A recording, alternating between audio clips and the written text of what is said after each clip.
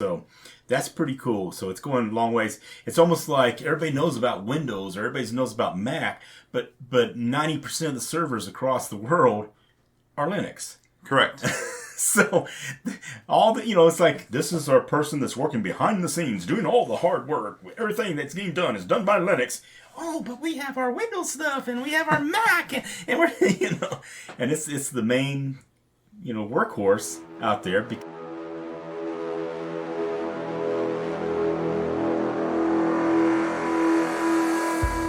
Like father, like son.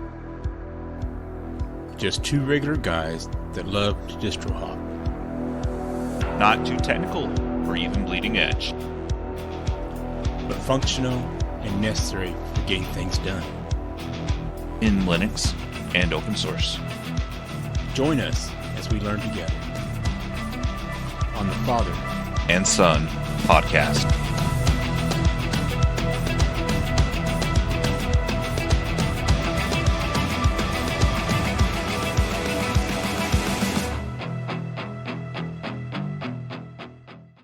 All right. Well, welcome to episode 4 or season 1 of the Like Father, Like Son Linux Review podcast.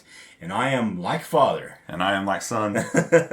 Anyway, we're here and we want to talk a little bit in between. We kept talking about, we're going to do the distro reviews, but in between we're going to actually do some other stuff, explain some of the things that we know about Linux, sometimes other operating systems, little things we picked up along the way. Sometimes we'll talk about things we've done and things we had problems with and things that we don't have problems with. And so, what have you done the past couple of weeks that is in IT?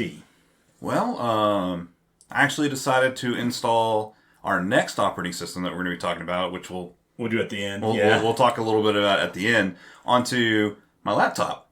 Oh, cool. Okay. So, now we're talking about, instead of doing it on the little outside, are you doing it on the outside hard drive or the inside hard drive? Okay, we're talking about the inside hard drive of the laptop. Okay. I have the outside hard drive on my main computer, and I'm actually really considering putting this new NixOS on top of the internal hard drive of my other one.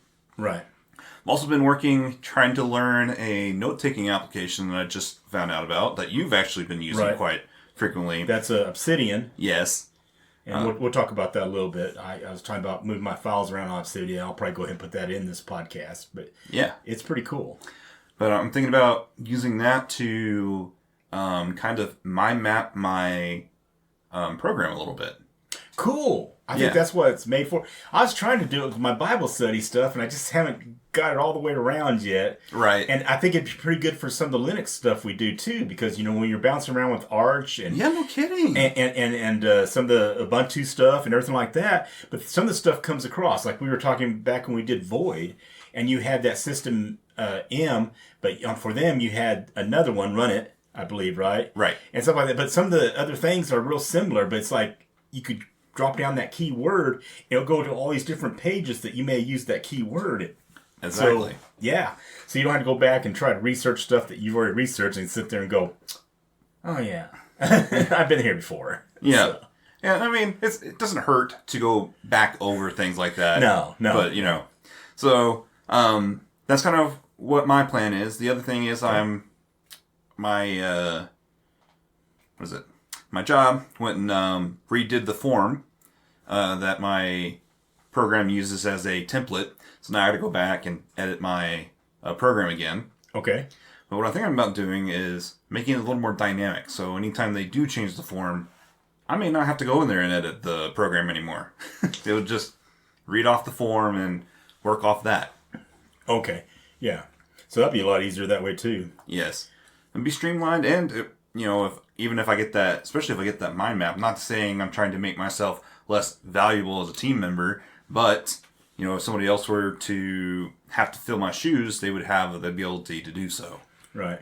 I had to redo my laptop. I went ahead and, I had Windows on one side. I was dual booting, but not really quite. Not quite the dual booting you think of. You actually have, I had one drive that was Windows, and then I actually split that one in half and kind of had a FAT32, which we're going to talk about here in a minute. Yeah. Right. And then on the Linux side, and way back when I was working on that, I was trying to get where like my next cloud, or sometimes if you're looking OneDrive or other things like that, to save to the same location. Yes. And be able to share that same location. That doesn't work as well as it's supposed to. But with that said, like OneDrive won't let you save to anything but the NTFS, which we'll talk about that here in a minute too. So it has a different file system. So Linux can read them all, but I don't know if it writes to them all. I think it can to a point, but anyway, it gets kind of hung up on stuff. So what I did instead, I took that, moved all the stuff over into the Windows side. I used that other partition, and I actually dual booted the Linux we're going to be talking about here at the end. And I still have the Arch, which is the CachyOS Arch, actually, in this case. Yeah. On my OneDrive. And that's what I'm using most of the time anyway. So, but I was messing with that, and you come in there, and you actually are doing this drive or that drive. And the OneDrive has the Grub. The other two. For some reason, this new distro that we're messing with a little bit messes up the Grub. Yes. And I'm okay with it messing up with its own Grub, but it messed up the whole Grub. Yes. Okay, so I had the exact same experience. I actually did not realize this until it was much, much later, because I wasn't booting into my main all that often. The other day, I tried to boot into my main, and it was like, I can't find the Grub configuration. I was like, say what? Yeah. So some of the Grub stuff isn't where we're used to finding them to start with. So that's one of the things we've got to figure out. But yeah, I was having that trouble, and then it messed up with the I'm gonna mess this up with the UEFI. It messed with that too. So it was kind of like, wait a minute, what's going on? And I think it was just because I kept coming in and out, and anyway, and somehow I messed that up. So then I had to really actually reload both of those. Windows worked out fine, of course, But I got everything working just fine, back to normal. Because, the CachyOS was working pretty good, and considering it was an Arch, I had the printers working. I had everything going just fine on it. I didn't want to mess it up. Right. I had it working exactly the way I wanted it. So anyway, that was one of the fun. One of the things I started messing with, I had a little bit, this install was actually easier, I want to say. And it's an Ubuntu or Debian based. It's an Ubuntu derivation. So I kind of went back to a project I was working on before, and that's NixOS, which is another Linux. So I got we'll review that at some other time. Yeah, and I set that up, and you have to set the file system. So I was reviewing that, and I got it all running and working just great. In fact, we're actually recording on the NixOS right now. Awesome. On my desktop, and it's a cool system. I mean, it's not for beginners.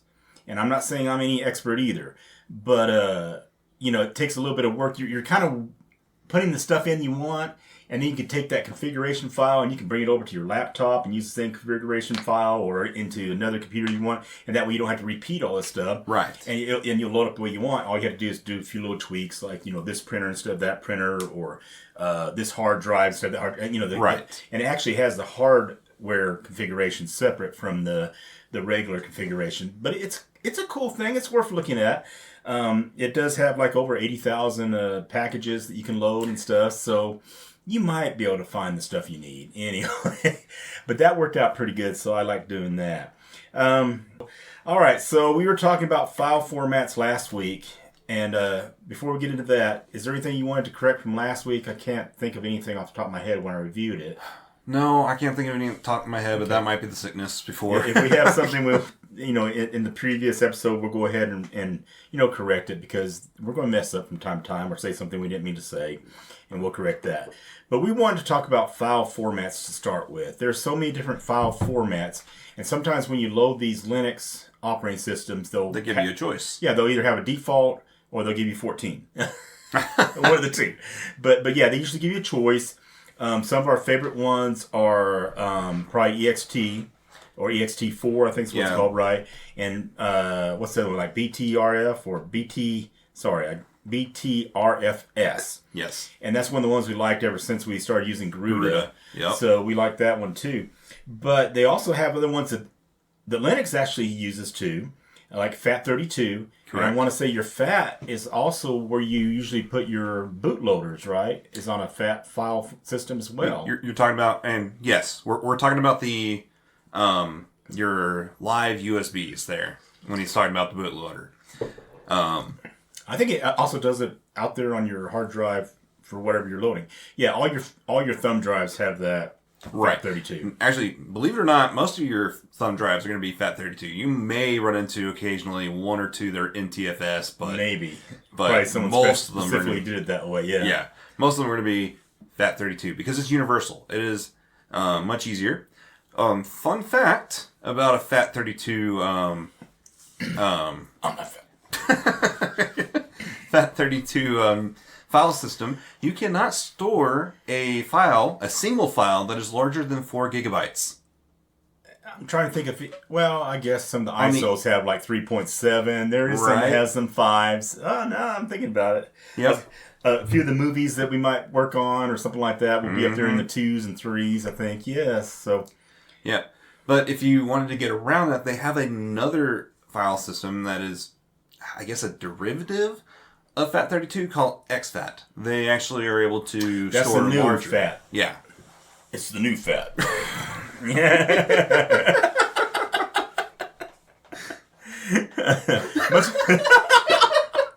The new FAT. PH8. No, okay. Anyway, yeah. So they do have and I want to say it's still new enough that they haven't got all the bugs worked out of every place, but for the most part, it works. Right. Yeah. And so FAT32, you're thinking about something that's going to be compatible for Windows, for Mac, for Linux, probably even FreeBSD. I'm pretty certain they can do that. Your Android device can read it. Your Apple device could read it if they have a special adaptation. It actually works with the ExFat.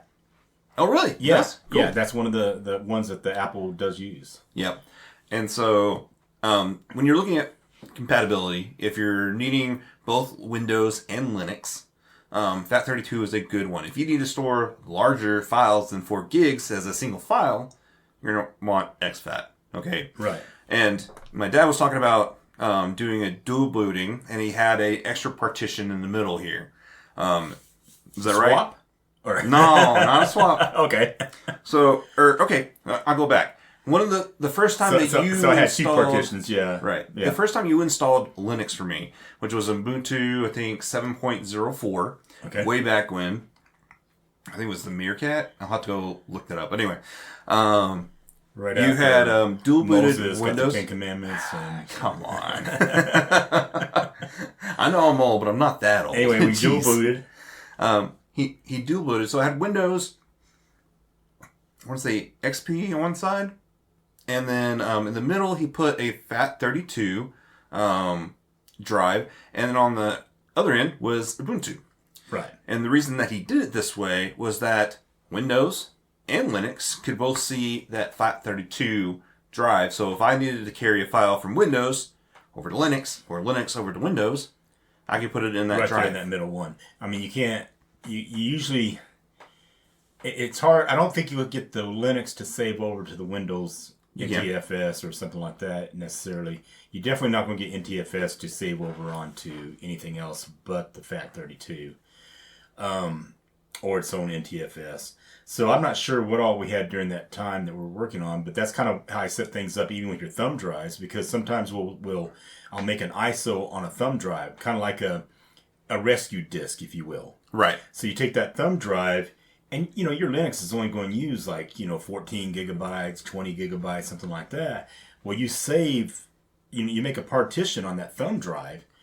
So when you go to a computer that something's messed up on the operating system, you can actually plug that in, load it into your Linux, and then if there's pictures that people want to keep, some files they want to keep and stuff like that, you can copy that over to that FAT32 on the back side of that thumb drive, right, and rescue their their family photos or the kids' Correct. photos or whatever, and that way even though you may not be able to save the machine as far as without having to reload the operating system, Correct. You pulled everything off that they need off that thumb drive. And the thumb drives now are, golly, 512 gigabytes, that's not, 256, I think they have some big gigabytes there. Yeah, So 120, 128. Yeah. 64, I think, is pretty much the new standard. And they're getting cheaper and cheaper each time you do it. So, Yep. But that's kind of what you did with the rescue stuff, and that's where the FAT32 really helped. Is because I could, and I have two little thumb drives on my, little in size, not in how big they are as far as space. And that's the one I take to work with me. And if there's a folder like a video on the sermons that we record on the weekends and stuff like that, we'll go ahead and store it on that FAT32 thing. And the way I got it set up is when I plug it into any machine, whether it's the Windows there at work or here at home, it will read that as a thumb drive, regular thumb drive. Yeah. As long as you don't format it. Okay, so a word of caution to that, because whenever you do this, and you stick it into a Windows, sometimes Windows gets a little finicky and says, there's something wrong with this drive. I'm going to have to scan it and fix it. Correct. Do not scan it and fix it. Now, there's going to be other drives you're going to plug into your machine that, yes, you want to go ahead and scan and fix it, or else you get to all the time. But this one, you purposely made it different. Right. So that's a little trick you can use that for. But anyway. We can show you how to do that, too. We can show you how to do installing Linux directly on the drive, and you can, as you... And we'll make some of those videos, too. They won't work as well for the podcast. They'll be okay, but... we can do but that we'll probably do to the video type thing, and I was trying to do a little bit of that this week with like a virtual drive, as they call it, or a virtual box. And I was having troubles with the Linux we were trying to do. It wasn't working up. I could load Ubuntu just fine. But anyway, so we'll work that out and start getting those bugs out, and then get it out to where we're showing you guys how to load some of these things, just to make it easier for you and fun for us as well. Right. Fun story about the FAT32 and the NTFS. And this is early on in my computer life, if you will. So I got moved up into a management position. If I was in Noah's Ark, he was with the dinosaurs. Yeah. Anyway, they might have been during the same time, as far as I understand. So maybe so. Anyway, we there was kind of a computer, made an extra computer. I needed a computer because I was going to be doing operating systems, a bunch of standard operating systems for the lab. Right. And I had to start working on that, but I didn't have a computer to work that on, so they handed me this computer, and I threw the hard drive they had for me in there, and I loaded up the operating system, and they had like the first time, let's say I had it on NTFS, and it crashed on me eventually. About before the end of the day, it would crash. And then the other IT guy says, well, that's because you did NTFS, so you need FAT32. And so I format FAT32, load Windows on it again, and then before the next day, it crashed on me again. And back and forth and back and forth. And it was these two IT people were just arguing with each other. One was an older guy, and he was like, well, I think he came from Los Alamos or Sandia Labs, And, of course, he grew up on the, FAT32. And the other one was NTFS. That's the new and modern thing you learn on there. And long story short, I gave up on it, walked across the street over to Circuit City and grabbed a Toshiba laptop so I could get some work done. But probably in the long run, it was probably just a faulty hard drive. That's what I was about to say. So that's probably what it had nothing to do with the FAT32 or the NTFS. Both of them probably would have worked just fine. But, again, that starts you on your journey of working with stuff like that. Otherwise, I may have never, if I had someone working on my computers all the time for me, then I might never start learning this stuff myself, True. But instead of waiting for, I'm not saying instead of waiting for IT, but instead of waiting for your technical person to get there and everything like that, sometimes you can fix it yourself. Correct. My IT people usually just said, okay, well, we loaded a new printer and stuff like that. Here's where the driver is. Go ahead and install it, James, and then they move on to the other computers and stuff like that, They usually didn't mess with my machine because they just told me what to do or, said to do. And you were comfortable doing it. Yeah, and that was one of the blessings I had because a couple of IT guys to start with were Linux. One even was doing BSD. Yeah, and they loved Linux and stuff like that. Kind of got me introduced to the Linux, and that was early on. Like I said, there was a hiatus I had that I was just working with Windows and quit doing the Linux for a while, and then unfortunately you got me back into it. So, unfortunately, and you enjoy here, it there's too. this big hole right here, and it has an endless thing here. You just dive into that, keep falling forever, kind of like Loki. I was falling for 30 minutes. Anyway, nerd all the way around. He says this like, unfortunately. No. It was all this guy's doing, actually. If he had never introduced me to Ubuntu, I would have probably never gotten into Linux. Maybe I would have, maybe not. Yeah. But most likely... But it gave you an extra year on your laptop at school, you know? Yeah. It gave you, you know, so, you know, you just got to get used to using it. And after a while, some things kind of repeat and you get comfortable with it. I can use it at home. That's all I'm using. I mean, I have a Windows Drive for my desktop. I probably used it once this year, and I didn't use it. I really just loaded it up to make sure it was updated, and then went on to my Linux. So, but at work, there's a couple things I have to use with just Windows. But usually, even there, I'm trying to do my files and stuff with the Linux part of it. Right. So, and with that said, you know, I was able to make a server at work, or NAS. Yeah. I wouldn't have known how to do that, been comfortable with that. You know, making your thumb drives, making it install it on this. Yeah, I mean, you know, here at home with the CyberServe? Yeah. Or... Well, you're not supposed to.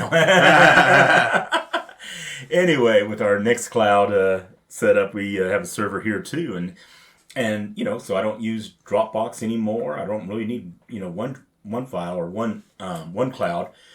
And OneDrive. OneDrive, that's what it is now. It used to be called something like OneCloud at one time, and then I think it went on. Yeah. Anyway, SkyDrive. So Windows has that to work with as far as your Microsoft Word and stuff, and they like to store it there. But I have all that, and then when I bounce from computer to computer, even with these distro hopping that we do, I can load up my stuff off the NextCloud and still have my documents that we're working on. So anyway. So, that's your FAT32 stuff. Anyway. Long story short. Might as well go to the NTFS while you're at there, and that's going to be your Windows operating or file system that you store on. So, NTFS is the new stuff that they're working with now. And they hardly use the FAT32 except for, like I said, for your bootloading areas or that type of stuff, you know. Right. And that stands for, literally, New Technology File System, believe it or not. They had to work really hard on thinking of that name. Oh, yes, definitely. It reminds me of a comedian who was making jokes about Dora and all the Dora the Explorer and all the songs on it. And the guy was just, you know, I guess the guy who was making up the songs I just had somebody come up and ask him, what do we got? You've been on this project for a week now. Backpack. Backpack. It was great. I love it. Who's going to sing that? Backpack? Genius! Genius. Another file system is ZFS, which I'd never heard of until we loaded this last distro. Void actually introduced us. Was it Void that had that? Yeah, Void had it too. But it did it automatically. Oh yeah, but it automatically did it for you, right? I can't remember. It's been too many months. All right. So, Zettabyte file system. It's highly advanced and scalable file system developed by Sun Microsystems, now owned by Oracle. Now, Sun Microsystems, didn't they do like OpenOffice way back when? Or were they the LibreOffice or something like that? Oh man, it's before your time. Yeah. Oracle does your Java. Yeah, they do a lot of stuff. Yeah. Oracle has a ton of stuff. In fact, I want to say even your box, virtual box, I want to say it has something to do with Oracle, or there's Oracle something there. Anyway, yeah, maybe it's more to do with the structure that you're trying to do, like one of your Linux systems or whatever. But Oracle's one of the big things that we use. And believe it or not, Oracle, or Java in particular, it's one of those ones we're going to talk about later on, just so we have more information about it. But yeah, Java does a lot of operating systems too. Those keypads that you swipe your cards on, they're usually running Java. So this is where you tap to pay for something type thing? Those kinds. Credit cards? Yeah. Usually running on Java or some used to be... if I could speak today. Well, they did that. Your old phones before Android and Apple became very popularized were running Java too. Cool. And I know that, like, we're talking about, I don't know if we said this the other day or got into one of our videos or not, but, the used vehicle that me and Holly just bought, your mom, it's has a, an open source computer system right there for the screen and stuff. I was like, cool, Linux. Anyway, they probably don't say Linux. No. They probably just say... You're going to have to tell me one of these days when you decide you want to try to load Linux on it. Yeah, but it definitely has open source, which, it's got a Unix or Linux type system in there. We've seen some machines out there at the malls and stuff that the little kiosk is running some type Of Linux. Yeah. So, we know that Linux is on the moon right now, or not the moon right now, but, in some of these rovers, some of the different things going through space has Linux on it. So that's pretty cool. So it's going a long ways. It's almost like everybody knows about Windows, or everybody knows about Mac, but 90% of the servers across the world are Linux. Correct. So all the, it's like, this is our person that's working behind the scenes, doing all the hard work. Everything that's getting done is done by Linux. Oh, but we have our Windows stuff, and we have our Mac, and we're, and it's the main, workhorse out there. Anyway, neither here nor there. Your file systems that you have here, the next one is... You were talking about ZFS a little bit. Right, and we already did that a little bit. And we did ExFat already, and NTFS. What about ext4? That's... The extension journaling filing system, if I remember correctly. Right. And that's really one of the common ones in Linux correct. Right now. So if you do an Ubuntu system, it's usually going to default to ext4. And keep in mind, we can get really technical on some of the stuff, how these are built, how they're saved. Some of them can store more stuff, and I think that's more to do with how you're doing your partition systems or whatever, right. your GPT versus your other ones. And anyway, it really comes it'll down get deep to real quick. Yeah, it comes down to what do you need to do. Right. If you are doing, say, a server and you need backups, and you're probably going to do a GPT that's followed a logical volume system, or LVM. Yeah. You may even lock it behind a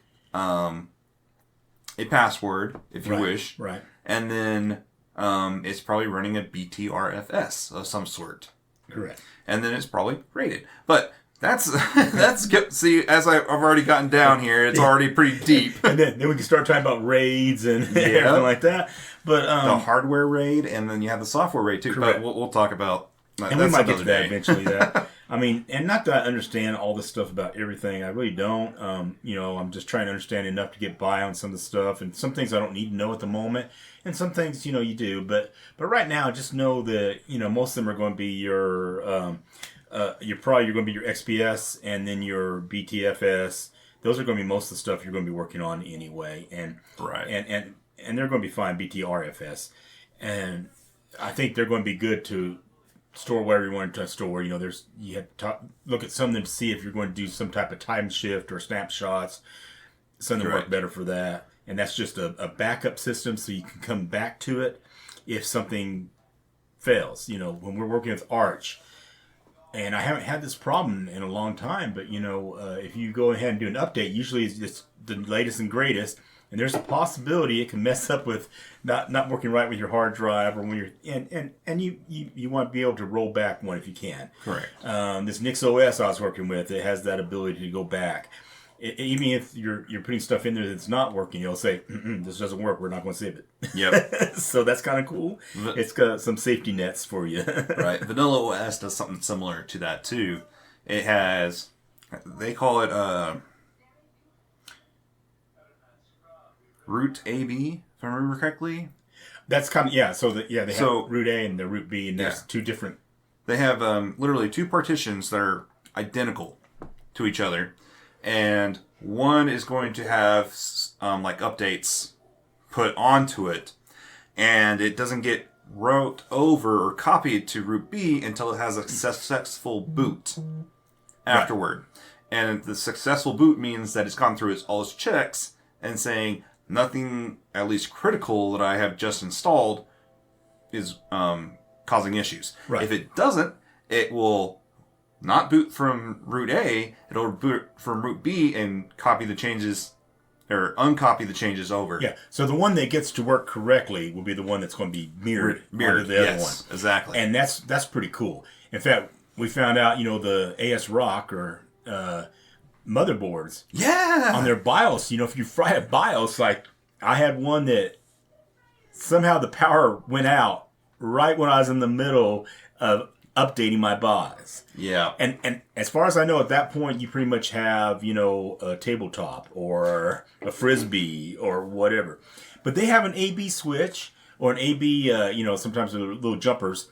And you can go to the one that works and then copy it or mirror it to the other one. And I was like, this is so cool. So now it's like, well, do I want to get an MSI or do I want to get I want to get Isorock because it's going to save itself. Anyway. Always make sure you have 2 kernels. No. Yeah, there you go. Now, the other one thing you need to talk about is Macs, just because, we threw the NTFS in there. And Mac has an Apple file system or APFS. And that's for their Mac OSs that are 13 or 10.13 or later. And then they have the Mac OS extended for the ones that were 10.12 or earlier. And like we said earlier, it can do the MS-DOS FAT and it can do the ExFat. Correct. It can read those things. It's not going to usually store their systems on that when you go back and reload them if you ever have to do that. Right. So something else that we spoke about quite frequently, especially when we hit CacheOS, and we briefly mentioned it in Void, was repositories. And you're going to explain all this because I don't understand any of it. So repositories in particular are usually a set of software that is maintained by somebody, and that can be your distribution's maintainer, to the maintainer of the Git or the maintainer of the application itself, and pretty much the system is telling it, when I want to make updates, I want to pull my update from this location. Right. And you can actually change those. If you choose that you don't want it to be doing it off of the Void Linux, which you wouldn't be able to in that case, but if you didn't want to pull from Void Linux, you instead wanted to pull from Ubuntu's repositories out there, you could do so. Right. You just needed to tell it, all right, I want to use that location instead. And that will depend on when your updates get released. If you're choosing a repository that has the latest and greatest, the bleeding edge, you're going to get those updates fairly quickly. If you're going to choose one that's a little bit slower, such as the Debian, or the LTSs. Yep, or the LTSs, then they're going to come in fewer and far between. But they're going to be more tested, more secure, more stable, and all it works. So just a repository, just think of it as a storage location or a software shop. There you go. That's probably the best way to look. And usually you are going to look at your package manager is usually where it's going to be telling you where you're getting your repositories from. Correct. And you can go in there, you can look up other repositories or change it depending on what system you're using. Would your Flatpak stuff, is those a repository? Does that count as a repository? I would count it as a repository. Because it is one of the storage things you kind of, yeah. And that would include Snap then too. And but they're usually there, and it depending on how leading edge you want, you can choose which ones it's going to be your primary, if you will, that's going to pull the most from, I guess. Right. So, what about kernels? Oh, we talk about kernels a lot. I don't think we talk about kernels all that frequently. I think we mention it here and there, and so kernels are going to be stuff that's tying a lot of your system and your hardware together. Right.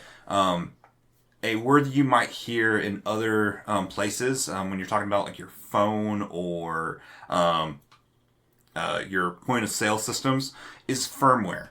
Right. Okay, so a kernel is technically the firmware. What that means is it's still a program, it's still software in and of itself, but it is a required software. You can't necessarily uninstall it or things don't work.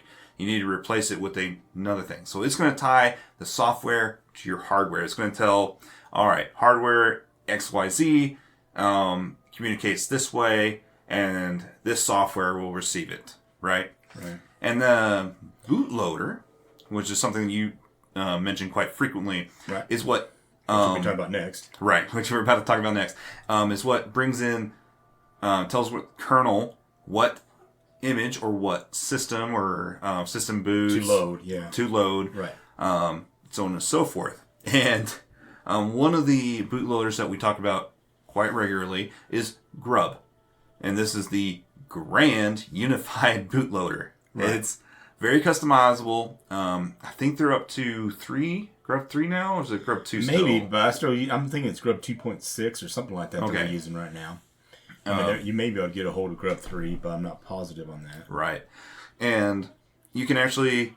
The fun thing about Grub is that you can edit it on the fly, if necessary. Usually, if it stores it in the regular spot, sometimes you can use Grub Customizer, but here lately, it seems like it's been storing in different spots here lately. So even if it stored it in a different spot, you have the Grub Rescue. It has the command line that you can actually try to repair it if you know it. I have boot not. repair.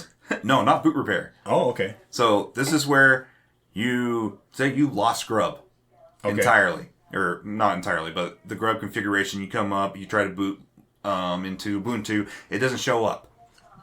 The Grub will be like, I'm panicking because I can't find said file. You can tell it if it changed locations where to find that. And it goes to like the Grub Rescue prompt. Correct. Or just the Grub prompt. And each one of those are a little bit different. Right. And you can look up how to repair that or work on that.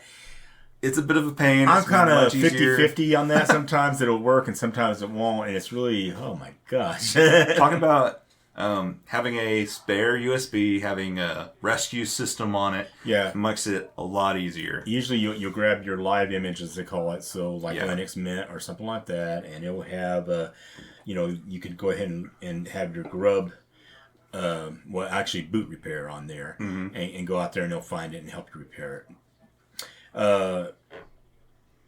Now, if we're talking about Linux Mint or Ubuntu, those obviously should be about the same, or Arch, or some of these other ones, NixOS, or Void, or CachyOS, are they all using the same Linux kernel? They actually mix them. They actually mix them a little bit. Yeah. But it's coming from the same source, right? Correct. Okay. It's all coming from the same source. There may be some kernel modifications that they do here and there to make theirs a little bit more streamlined. CachyOS is one of those that preach kind of that. One of their selling points was that we have a customized kernel here so that it's a little more streamlined, it's faster, and other things of that nature. Kernels can also house a lot of extra stuff that you may not necessarily need. So you have top of the line stuff you may not need, the bottom of the line hardware information for a video card that you're never going to install. but usually you hear them, they're waiting to the next kernel update. Mm-hmm. And that's coming from, is it like Linus something? Linus and his team, I'm certain. Yeah. But anyway, so everybody's excited. This next kernel is coming out and stuff like that. And then, of course, each one of these distros are going to be working with that at different timelines. Right. To get that to go down to where you're actually going to be installing that on your computer. But with that bootloader that you're talking about is Grub or systemmd-boot or refined or REFIND or Grub, and it's actually Grub 2 that we're using. These are all bootloaders. And like if you're doing a dual boot, it actually becomes really important. And even if people say, hey, if you have the UEFI, which is the newer system, instead of your legacy system, they'll say, well, you don't need Grub. Well, you're going to have some bootloader there. Right. No matter what you're doing, you're going to have a bootloader so it knows which kernel to go grab and start loading the system up, right? Correct. That type of thing. So you're going to have that in one place or another. I know I've had used systemd with, I want to say it was with OpenSUSE or OpenSUSE. I think they had a systemd type at one time or another. But most of the time I'm going to be using Grub 2. And it'll come up there, and if you're dual booting, it'll dual booting. You'll have, it'll show you, here's your Ubuntu, or whatever Linux you're using, here's Windows. It'll have a countdown, let you change whatever you Right. change to. That's usually where it's going to be storing some of the backup stuff, the advanced, and you can go up there and you can load a past load that you like or a past installment that you like that might be working, and you can go back into that, and then there's ways for you to go ahead and reestablish that previous load. Right. So that's one of the places where you go and find your time shift, if you will, or your snapshot, or whatever it is. You have to go back, and that becomes handy. I didn't think I would be using that very often, but every once in a while, it's like, okay, I can go back one. Woo! Yesterday's whatever, and it will save the system. But yeah, so if you're using, you'll have a Grub whether or not. If you're doing dual boot, whether or not you're doing, or a bootloader, whether or not you're doing it in UEFI based systems or the legacy based systems, either one will be using. So, and I think the legacy they just call the BIOS system, right? BIOS, basic information output systems. Yep. And the UEFI, the newer systems, are the newer way to do that. So usually you're not going to have BIOS and UEFI. They're usually two separate. One's more modern than the other one is. But anyway, that's what you're going to do with your Grubs. It's going to allow you to pick which one you're going to grab, and behind the scenes, it's going out and grabbing all the stuff it needs to get the right kernel loaded. And I guess we talked about other things before with that, as far as your if it's run it or system M. Anyway, so quick question: can you load other things through a bootloader besides Linux? Yes, you can. I don't try it very often, but you can load other stuff on there. Yep. I want to talk briefly about web apps. And web apps are really, they're not much at all in the long run, okay? Nothing. But sometimes when you're in Linux, there's going to be stuff that you used in Windows that you want to use in Linux, and they happen to have a browser or web-based system that does it. Let's say Microsoft Office. There is an Office that's going to be on the web page. So, office.com. Let's say you use that because you might have to, with your work and stuff, and you have to open up your Outlook or your Microsoft Word or Microsoft Excel or, heaven forbid, PowerPoint and you couldn't get it to work through Wine or yeah. We'll talk about that another day. That's some other stuff there, and that's you can help me with Wine because I never really have a lot of luck with Wine, but some people do, and bottles and all the other stuff that you start using. What I like about Wine is it in its name. Wine is not a virtual operating system or something like that. It was Wine is not an emulator. There you That's go. what it stands for. Yeah. WINE. So web apps, you actually have a web app manager, and that I want to say mostly you can find that over in the Linux Mint area. But you can load it on any Ubuntu-based or Garuda-based, or not Garuda-based, sorry, Ubuntu-based or Debian-based. And actually, there's a line for an Arch as well that you can do in Terminal, and I'll show you. We'll put that in the notes as well. If you know how to compile and build your own, You can do it on all of them. I'm trying to go with easy here, okay? Now, the idea here is so that app will be in wherever you put your apps. It can be in your application manager as you load it up. You'll see it there. It may be under the web or lost and found sometimes, or browser app. Depends how it's set up.